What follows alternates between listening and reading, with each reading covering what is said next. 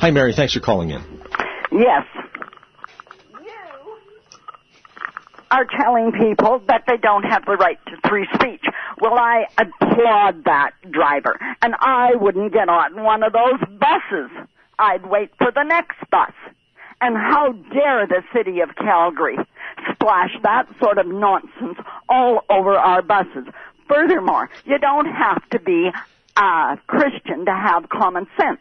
I have a very good friend who's probably well over 70. He's been an atheist all his life, and he says you don't have to be a Christian to have common sense. Why are you pushing this? I have a great deal of sympathy for people who are this way, to put it. But you are stopping, and the government is stopping. And what do they call them? You go before this board. They don't even have a lawyer on their board. The Human Rights Commission. And they can find people up the yin-yang. Well, so we're afraid to speak out because we're afraid of being particularly older people. I can't afford to be charged. What are you afraid to speak out about, Mary? Pardon me? What are you afraid to speak out about? First of all, no one's stifling freedom of speech here. Yes. Jesse is speaking freely. Somebody went to, what did they call those people where they can fine you without a lawyer? That's called a Human Rights Commission, yes. but that's not what we're talking about here. I know that's not what but that's why we're afraid to speak out, because of those people. Well, no, if you violate someone's human rights, Mary, you might find yourself on the losing end of a Human Rights Commission. But I don't think that has anything to do with this. I don't go to church that often, okay? I don't think that's... They took the Bishop of Calgary.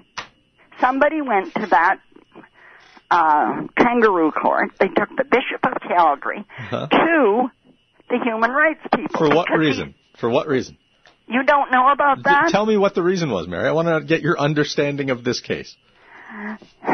Somebody took the Bishop of Calgary to the human rights because he wrote a letter to his congregations. We may not support this because he said it was unhealthy. And so they took him, and the human rights accepted their complaint. Okay. And they didn't ever take it. Okay, Mary, we're talking about Jesse Rao, who says that... I know, but I'm telling you why. Okay. Mary, listen, it's difficult to talk to you because you start out shouting. Okay? I'm not shouting. You started out shouting, Mary, and you dropped the phone when you said you. Everybody who goes to the audio vault to listen to this one after the show, because it'll be online. I apologize for dropping the phone. I went to shut down my radio. Okay. Mary, listen, I just want to ask you some questions, okay? Okay. You've done a great rant. It's been thoroughly entertaining, and everybody knows what your perspective on the matter is now. You've succeeded. But here's my point. Why would Jesse Rao come forward and say he would have to quit his job if they asked him to drive the bus when he clearly has the option of keeping his job and driving another bus? Because he wanted to let the citizens of Calgary, like people like me, silly old rednecks, he wanted to let us know that he had objected to this being splashed all over a bus. To what benefit, That's why he did it. To whose benefit? There's people My that don't... benefit. Okay, well, I don't think you needed him to solidify your position on the matter.